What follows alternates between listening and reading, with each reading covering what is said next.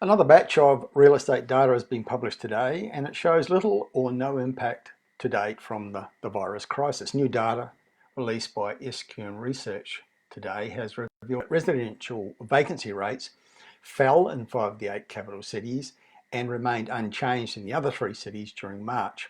The vacancy rate fell slightly in Brisbane, Perth, Adelaide, Canberra and Hobart, and the national residential rental vacancy rate has remained unchanged at 2% compared to February and slightly lower than the same time last year. Only Melbourne and Hobart have higher vacancy rates compared to this time last year. All 8 capital cities have vacancy rates below the benchmark of 3%, and 5 of them are below 2%. Now this means that most cities are pretty well placed to absorb the expected rise in vacancies as a result of job losses and investors who previously used Airbnb now placing their properties in the residential rental pool.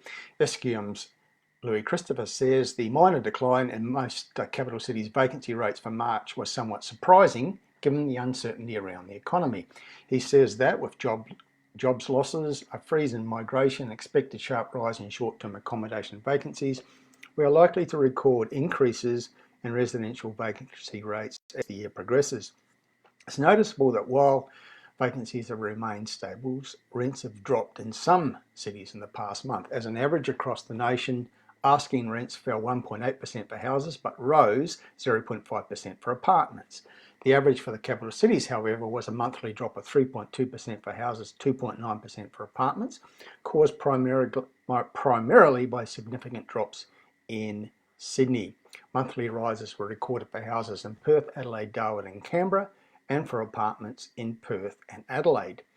SQM Research today also published its latest price data, including rolling monthly changes for the price indexes, and in the capital cities, the rolling month index shows a 0.3% rise for houses and a small rise for apartments. So still no major evidence of a big impact on property prices, despite the fact that the first share market meltdowns happened 8 weeks ago on the 20th of February.